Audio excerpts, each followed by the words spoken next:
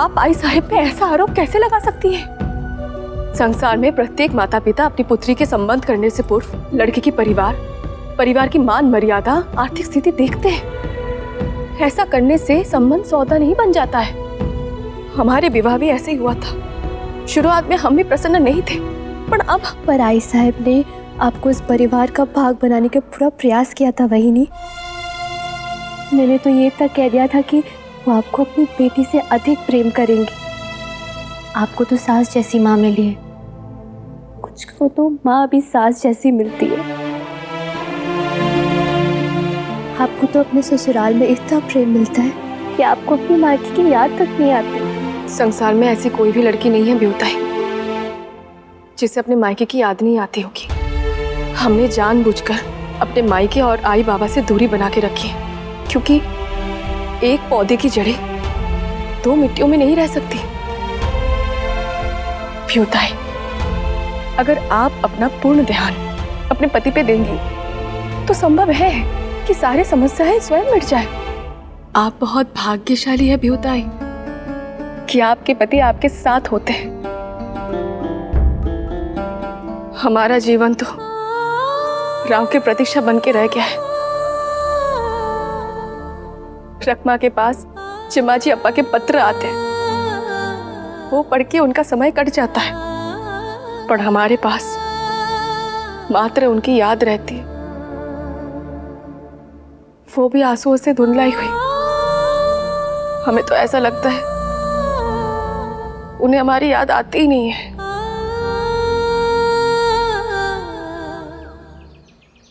इस झूठे से क्या पूछ रहे हैं आप बाजीराव? एक झूठे की किसी भी बात का क्या विश्वास? इनका बस चले तो ये हमारी तरफ या पंत की तरफ इशारा करके कह देंगे कि आपको पेशवा बनने से रोकने के लिए हमने सारा षड्यंत्र रचा। महाराज, यही सत्य है महाराज। गंगाधर जी और पंत जी ने मिलकर ही ये षड्यंत्र रचा था।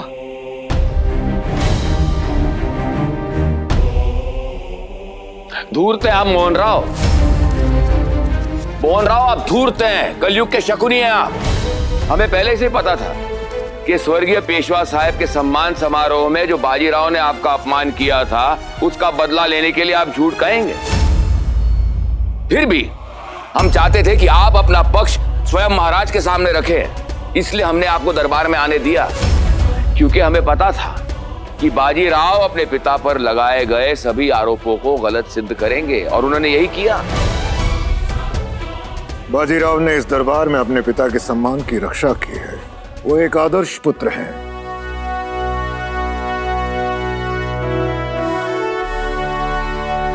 हम उन्हें नमन करते हैं।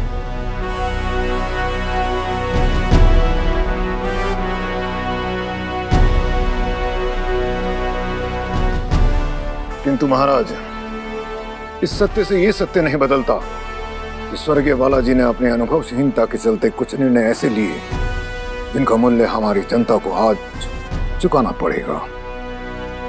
उनकी असमय मृत्यु के कारण जनमानस में संतोष और असुरक्षा की भावना घर कर गई है। संभवतः यही वो असुरक्षा की भावना है जिसके कारण स्वयं उनके परिवार के लोग उनके विरुद्ध हो गए हैं।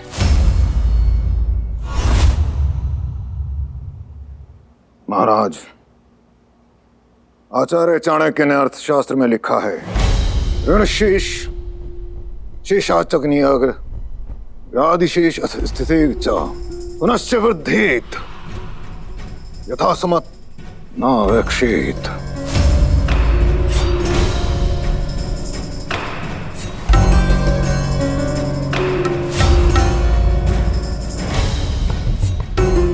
महाराज, ऋण, रोग और अग्नि को यदि बढ़ने दिया जाए तो जीवन नष्ट हो जाता है।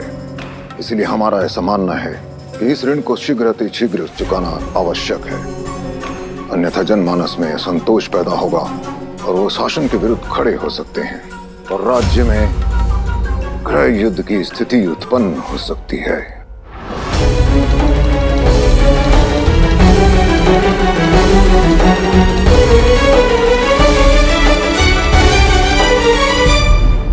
ऐसा कभी नहीं होगा गंगाधर जी।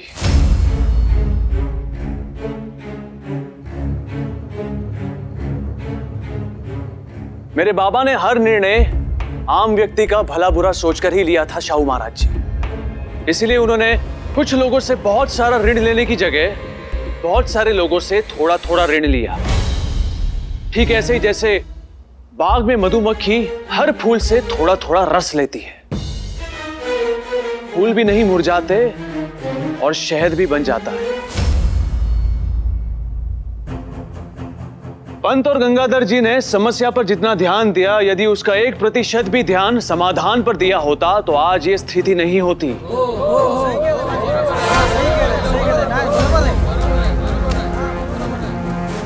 आग पानी से बुझती है, आग आग शोर मचाने से नहीं।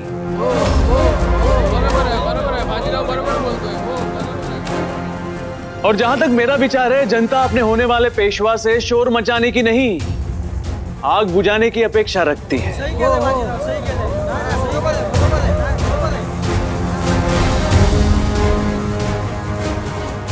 है ना?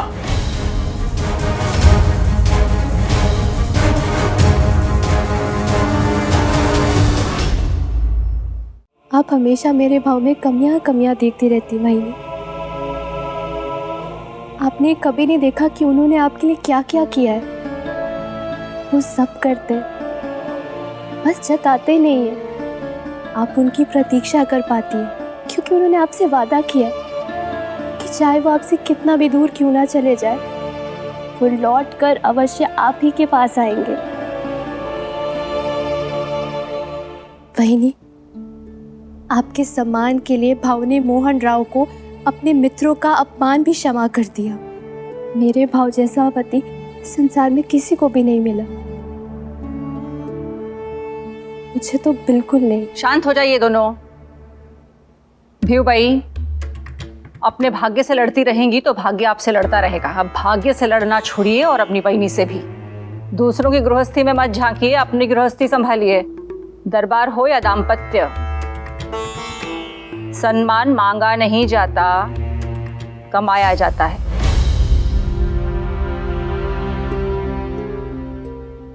आप बिल्कुल सही कह रही हैं आई साहब, पर आप भूल रही हैं कि दूसरों से सम्मान उसे ही मिलता है जिसके पास आत्मसम्मान हो। और आज आपके कारण, आपकी इस राजनीति के कारण मेरे आत्मसम्मान को ठेस पहुंची है।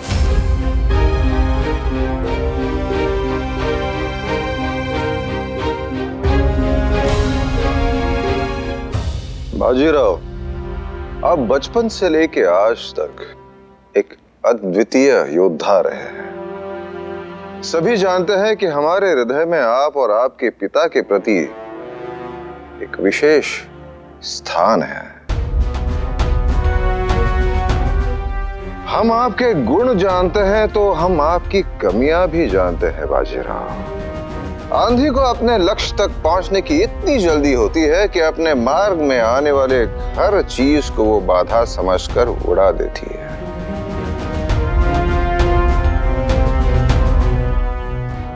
और आप एक आंधी है बाजीराव, और ये आंधी चलती है तो कई नियम, कई परंपराएं उड़ जाती है।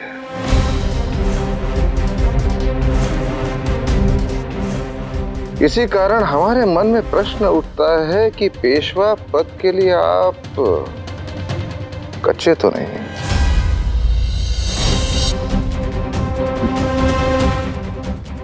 गंगाधर जी, निस्संदेह आप आयु, ज्ञान और अनुभव में बाजीराव से वृद्ध हैं। इसी कारण हमारे मन में एक प्रश्न उठता है कि पेशवा पद के लिए कहीं आप अतिवृद्ध तो नहीं।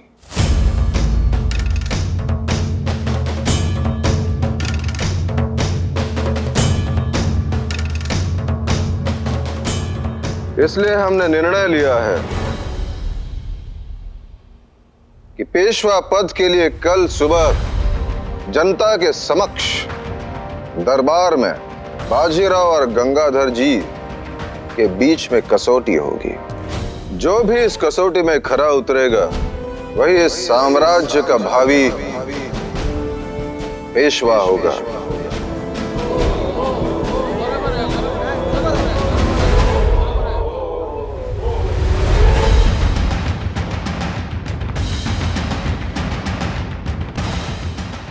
आज की सभा यही बर्खास्त होती है।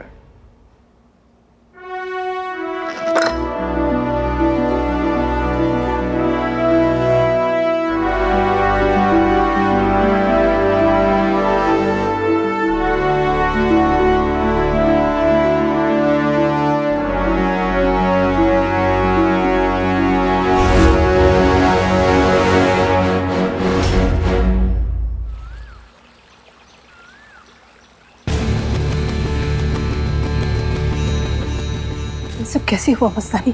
हम कुछ नहीं जानते अम्मी। मस्तानी से ही अनजान बनकर पूछने का नाटक क्या कर रही हैं सुरैया बेगम? आखिर ये सब आप दोनों ने मिलके ही तो किया है। रानी साहब ये सब क्या कह रही? वो हमारे पिता है। पर आज तक आपको उनकी पुत्री होने का सम्मान नहीं मिला और ना ही आपकी अम्मी को एक रानी की जगह मिली।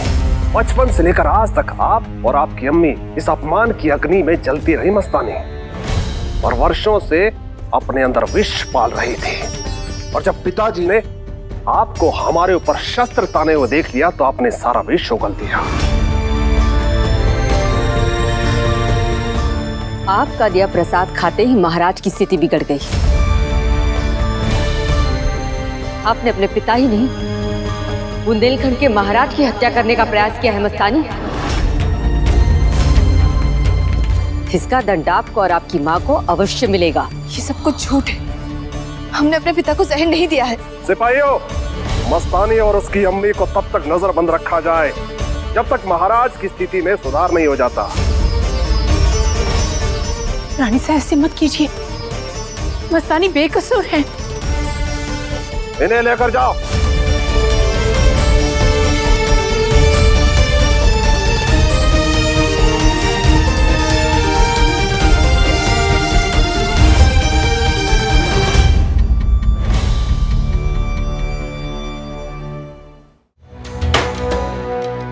इस विवाह में मुझे किन कसौटियों से गुजरना पड़ा है कि मेरे अलावा और कोई नहीं जानता। क्या मतलब भी होता है? और सदा कहते हैं कि अत्याचार करना जितना बुरा है उतना ही बुरा अत्याचार सहना भी। लेकिन बस अब मैं और नहीं सहूंगी। मैंने निर्णय ले लिया कि मैं वापस अपने ससुराल नहीं जाऊंगी, और मुझे पूरा विश्वास है कि भाव मेरे निर्णय का समर्थन करेंगे।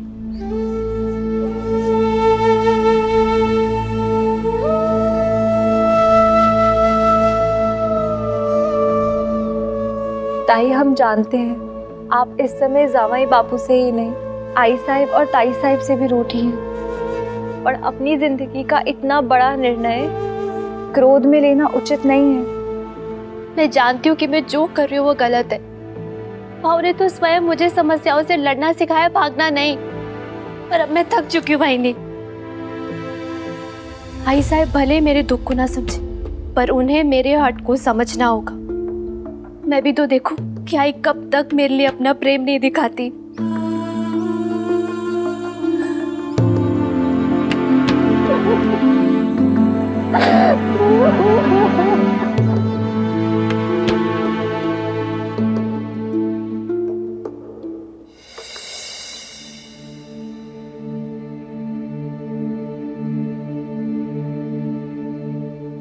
गोटिया काय हिंसक माणूस कसा काय?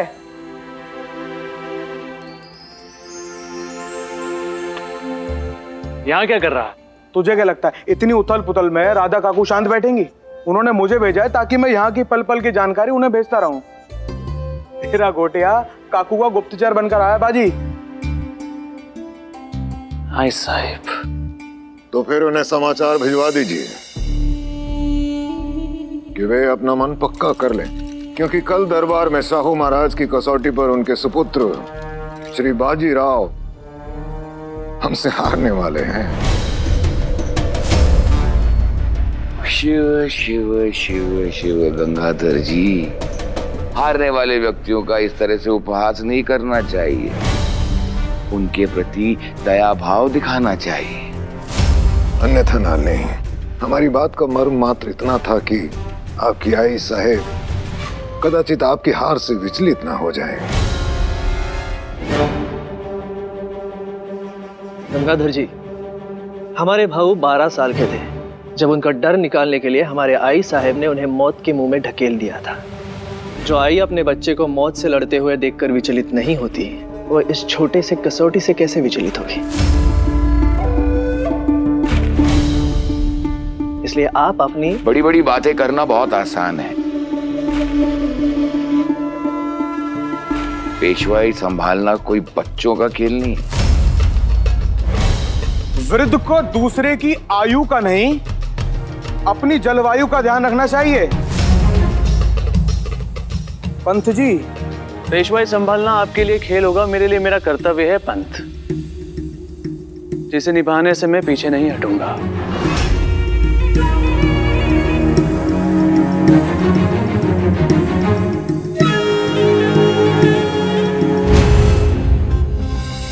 आई साहब, भीऊ ताई ने आपसे जो कुछ भी कहा, उसके बाद आप शांत कैसे रह सकती है? जब आपकी संतान होगी आप खुद समझ जाएंगी। बच्चे जब दुखी होते हैं तो रोते भी माँ के सामने हैं और झगड़ते भी माँ से ही हैं। आपको बुरा नहीं लगा?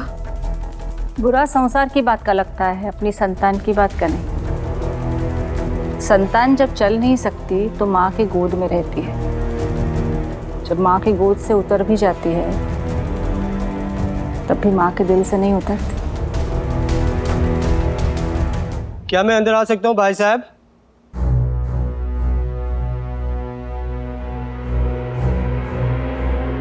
प्रणाम भाई साहब, मैं सतारा से गोटिया जी का संदेश लाया हूँ कि पेशवा पद के लिए गंगाधर जी और बाजीराव जी के बीच एक कसौटी होगी, और जो इस कसौटी पे खरा उतरेगा वही पेशवा पद का अधिकारी होगा।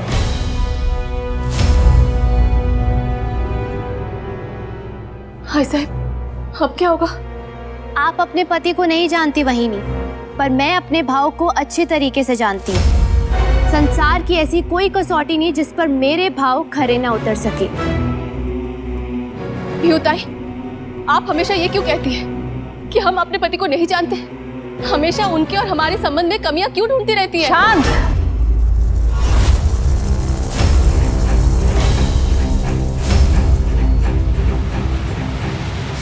राहु के विजय की प्रार्थना करने के बजाय आप दोनों अपने छोटे झगड़ों में उलझी हुई हैं। आप लोग गंगाधर जी को नहीं जानते।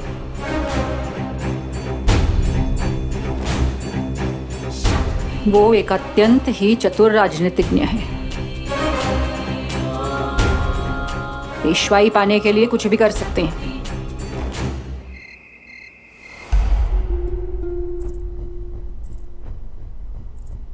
तलवार को तो काटने के लिए पास आना होता है, लेकिन रूप तो दूर से ही हृदय को काट डालता है।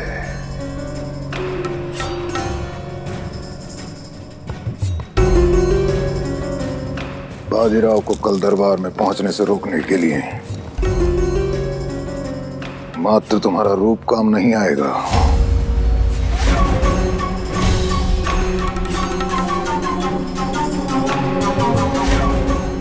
आप भूल कर रहे हैं गंगाधर जी,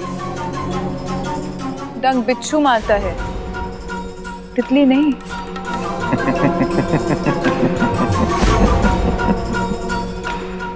बाजीराव संसार का वो योद्धा है जो हवा की सरसराहट से तीर पहचान लेता है।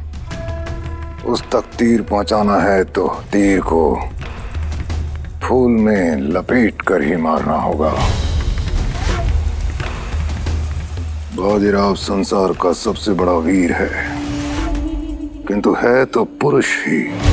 तुम्हारा रूप चाहे एक पल के लिए ही उसका ध्यान भटकाएगा अवश्य, और बस उसी पल तुम वार करोगी। कल जब बाजीराव दरबार पहुंचे तो उसके चेहरे पर वीरता नहीं, विलासता दिखनी चाहिए, ताकि शाहू महाराज एक नजर में ही भांप जाएं कि बाजीराव ने रात भर कसौटी पर नहीं, तुम पर ध्यान दिया है।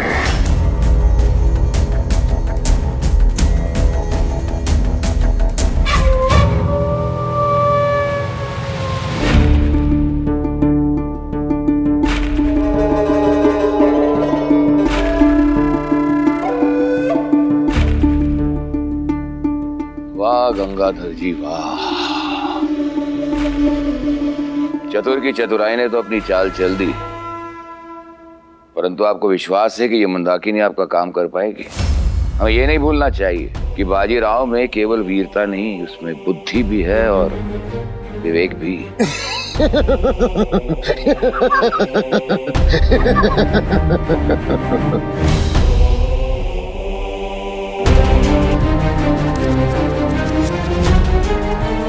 जैसे वन के पुष्प को मुरझा देती धूप, बुद्धि विवेक को वैसे ही खा जाता है रूप।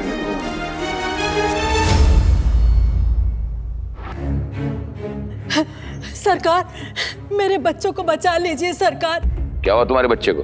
दरोडेखोरों ने चेतावनी दी है, यदि गांव के सारे बालकों को उन्हें ना सौंपा गया तो वो पूरे गांव को जलाकर राख कर देंगे। तो हमारे पास क्यों आई हो? हम इसमें क्या कर सकते हैं? तुम्हें सहायता चाहिए तो कोतवाल के पास जाओ। हमारे पास कल सुबह आना, जब हम पेशवा बन चुके होंगे। लेकिन मेरे बच्चे क्या रोना धोना लगा रखा है? चलो जाओ यहाँ से, हम बहुत महत्वपूर्ण राजनीतिक वार्ता में हैं।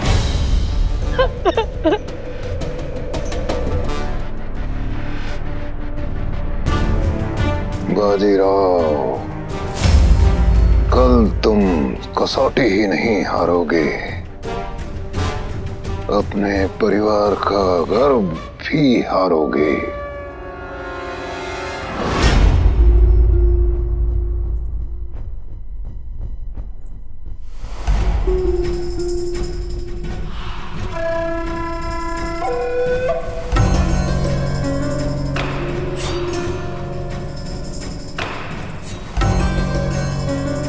वहीं पर रख दीजिए और जाइए।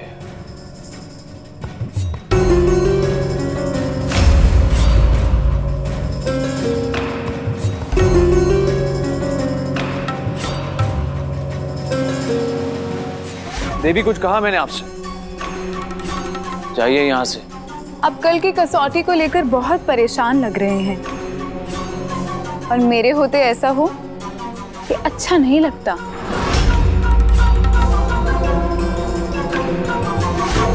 वीर होकर भी रूप के निमंत्रण को ठुकरा रहे हैं आप।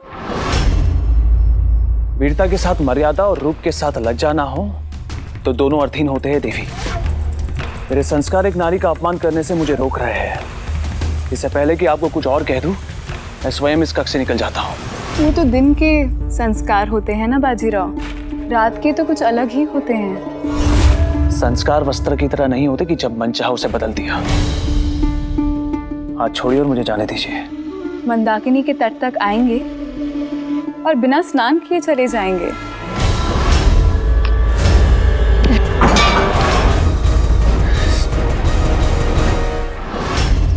सुनो सुनो सुनो, आज मराठी साम्राज्य के इतिहास में नया अध्याय जुड़ने वाला है।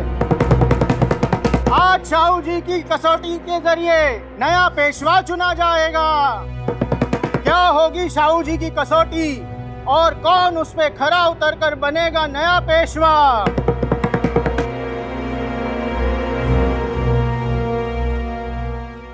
मैंने सब तैयारी कर ली है मल्हार। महल के मुख्य द्वार पर एक तेज घुड़सवार को तैनात किया है। जैसे ही शाहू जी महाराज बाजी को पेशवा घोषित करेंगे, मैं बाहर जाकर ये केसरिया झंडा लहराकर उसे संकेत दूंगा और वो ये खुशखबरी तोड़कर पूरे सासवड़ में सुना देगा। और यदि बाजीराव ये चुनौती हार गए तो? पापा जी, बाजीराव और हार एक वाक्य में नहीं आते। परंतु बाजीराव है कहाँ?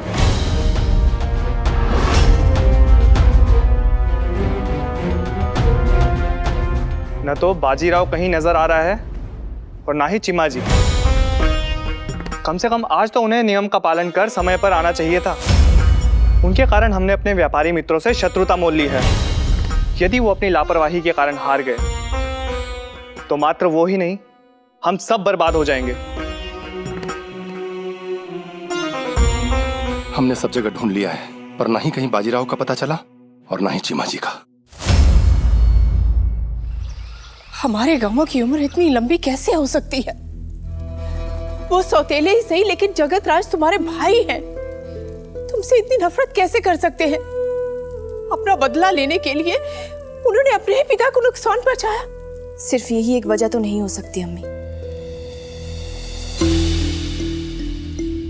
क्योंकि अगर भाईसा को हमसे बदला निकालना होता तो वो हमें जहर देते, पर उन्होंने पिताजी को जहर दिया है।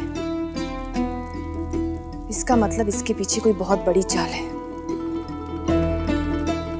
कैसी चाल? वो तो हम नहीं जानते हैं अम्मी, पर अब जानना पड़ेगा, क्योंकि बात अब हमारे परिवार की नहीं, हमारे देश की है। होशियार क्षत्रिय कुलवंतस राजाधिराज छत्रपति श्री शाहू महाराज पधार रहे हैं।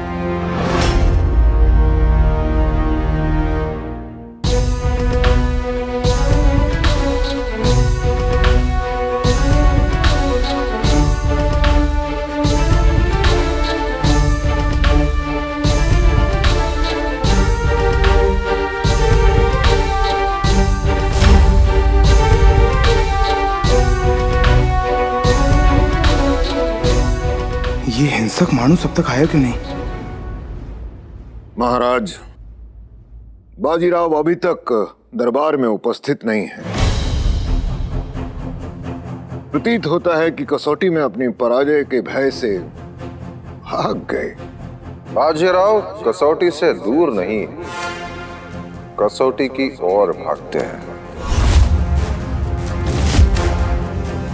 इस दरबार में ही नहीं, इस देश में बहुत से लोगों के लिए बाजीराव एक आशा की किरण है। इसलिए सूर्य की ये किरणें जब तक इस ढाल पर पड़ रही है,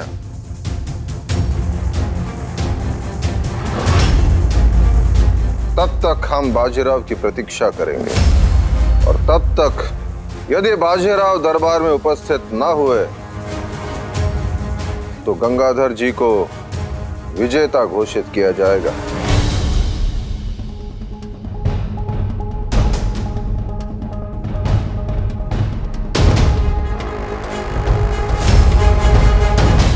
अब महाराज की स्थिति कैसी है वैद्य जी?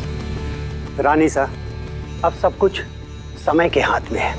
विष ने बहुत गहरी मार की है। अब जब तक महाराज होश में नहीं आ जाते तब तक कुछ भी कहना कठिन है। सब कुछ अगले 48 घंटों पर निर्भर है। हमें साहस नहीं हारना चाहिए।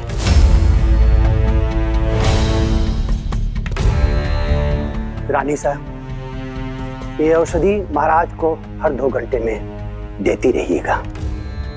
जी। अच्छा, आज्ञा दीजिए।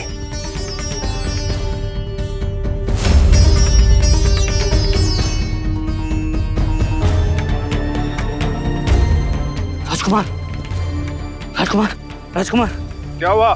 समाचार मिला है कि मस्तानी साहिबा द्वारा विवाह से इनकार करने के अपमान से अपमानित होकर राजा दुजेन के पिता ने मुगल सेनापति बंगस से हाथ मिला लिया है।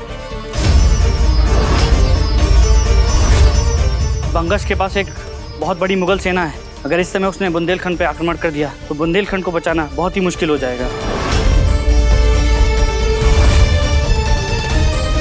जी, ये समाचार मस्तानी साहिबा को देना चाहिए।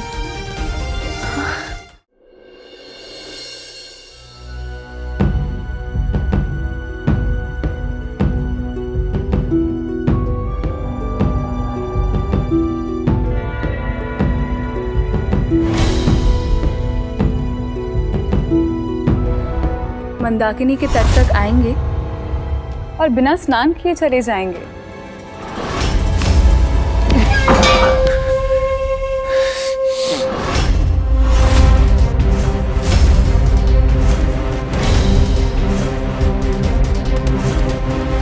भाऊ,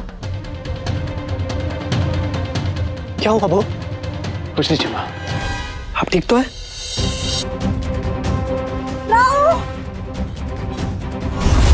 मेरी सहायता कीजिए, मेरी सहायता कीजिए। काकू, ये क्या कर रही है आप? दरोडेखोरों ने मेरे गांव में आके चेतावनी दी है, यदि हमने कल सुबह तक गांव के सारे बालकों को उन्हें ना सौंपा तो वो सबको मार डालेंगे, पूरे गांव को जलाकर राख कर देंगे। मेरे 2 बच्चे हैं, वो छोटे हैं, असहाय हैं, उन्हें बचा लीजिए। आपका तीसरा बेटा ना छोटा है ना असहाय। निश्चिंत रहिए, अपने भाइयों पर आंच नहीं आने दूंगा। चलिए भाऊ, हम इनके साथ अपनी सेना भेज सकते हैं। सेना की प्रतीक्षा करने का समय नहीं है चिम्मा जी। लेकिन बेटा, आप अकेले उनसे लड़ने के लिए तो पूरी सेना को भेजना चाहिए। बाजीराव अकेला एक सेना के बराबर है, हमें विलंब नहीं करना चाहिए। हाँ। चलिए काकू। भाऊ, अगर आप चले गए तो पेशवाई की कसौटी का क्या होगा? मेरे लिए पेशवाई से पहले मानवता की कसौटी पर खरा उतरना आवश्यक है। चलिए माता।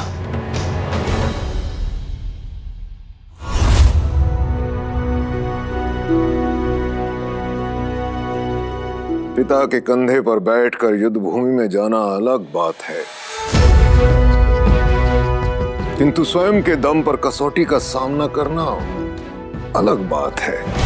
लगता है बाजीराव को पिता की उंगली पकड़कर चलने की आदत हो गई थी, इसीलिए स्वयं को अकेला पाकर हार के भय से भाग खड़े हुए। काका, झुंड में बकरियां चलती हैं, शेर तो अकेला ही आता है। दरबार में बिना अनुमति के बोलने की अनुमति नहीं है।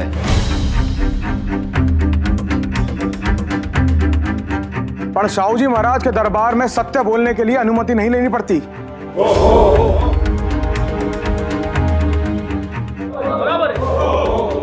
और सत्य यह है, यदि बाजी यहां पर मौजूद नहीं है तो वो किसी ऐसी जगह पर है जहां पर उसका होना ज्यादा आवश्यक है। ये शिलाचूर मुझे मेरे काका दंडक ने दिया था। ये तब भी रक्त का प्यासा था और आज भी रक्त का प्यासा है।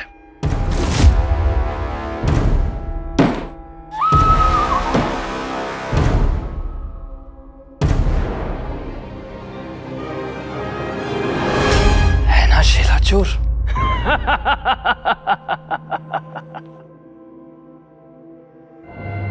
मुझसे विद्रोह करने का विचार मन में लाने से पहले एक बार सोच लेना कि तुम कद में भी छोटे हो और ताकत की आजमाइश तो बाद में पता चलेगी। कद में तो मैं तुझसे बड़ा हूं।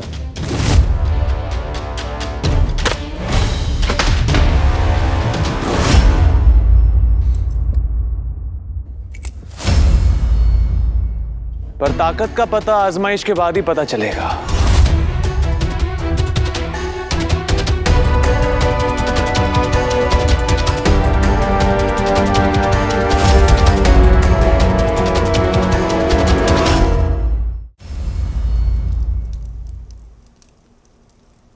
तू कौन है? जो भी है बचेगा नहीं। तुझसे तो ठीक से चला भी नहीं जा रहा।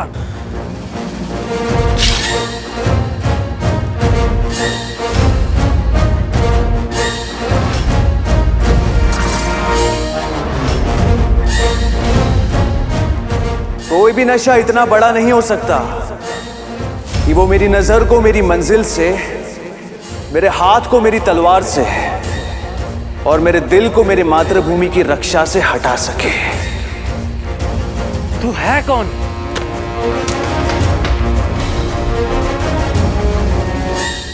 तू इन्हें नहीं पहचानता, लेकिन तेरा यह शीलाचूर पहचानता है ना शीलाचूर? तू तो पहचान गया होगा कि ये वही है जिन्होंने दंडक को दंड दिया था।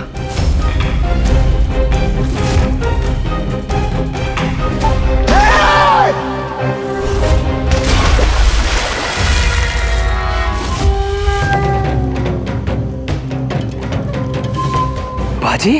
तो शीलाचूर ने तुझे वो कथा सुनाई। तूने कथा तो सुनी लेकिन सबक नहीं सीखा। भाऊ, अब कथा ऐसे लिखनी पड़ेगी कि कोई दरोडेखोर कभी ये सबक नहीं भूलेगा।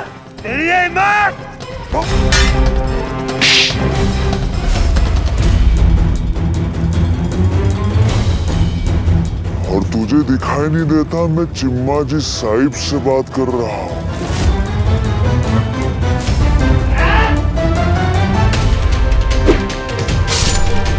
क्या बात है चिम्मा जी साहब, क्या निशाना है आपका? अभी थोड़े अभ्यास की आवश्यकता और है चिम्मा।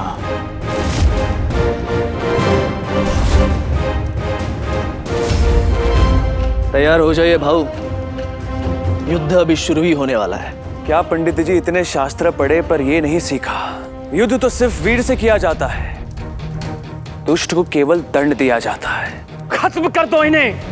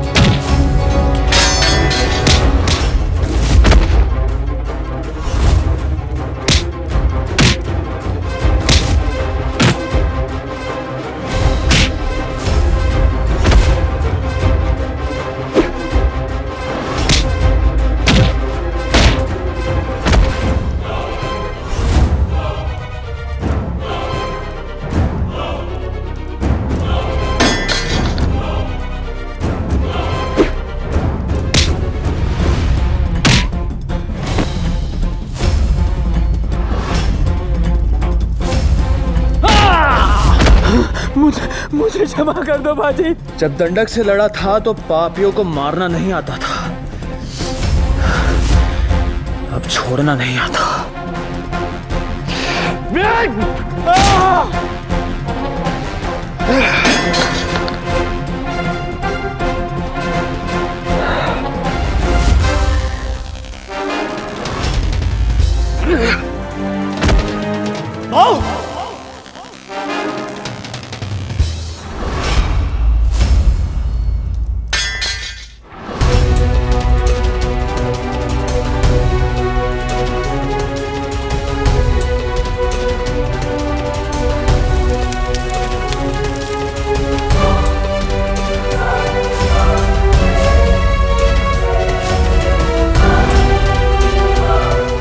यज्ञ की अग्नि का बीच में बुझ जाना बहुत बड़ा अपशगुन माना जाता है। मैंने आपसे पहले ही कहा था कि सूतक के समय बाजीराव को घर से बाहर मत जाने दीजिएगा। 13वीं से पहले यदि कोई घर से बाहर जाता है तो ऐसे ही अपशगुन होते हैं। कोटिया भाव ने अभी तक कोई सूचना क्यों नहीं भिजवाई? कहीं भाग्य हमसे सच में तो नहीं रूठ गया? जन्म भाग्य के हाथ होता है, मृत्यु समय के हाथ। जन्म और मृत्यु के बीच जो कुछ भी होता है वो मनुष्य के हाथ में होता है। मेरे भाव जैसा वीर भाग्य का द्वार नहीं खटखटाता, ऐसे काम करता है कि द्वार स्वयं खुल जाए।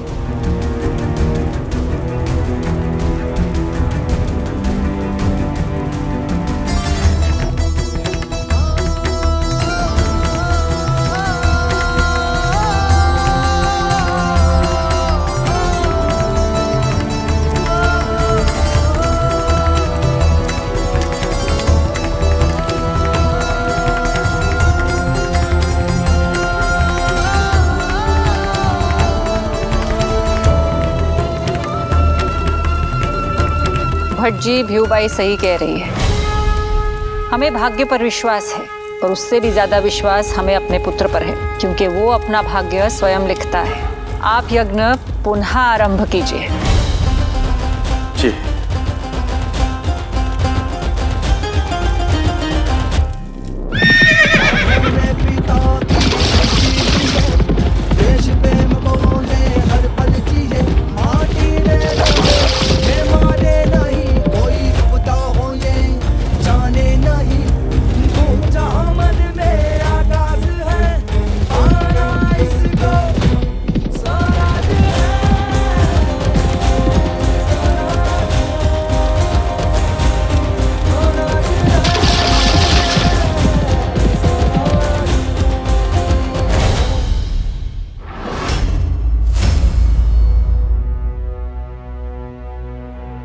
आप सभी की तरह हमें बाजीराव से अपेक्षा नहीं थी।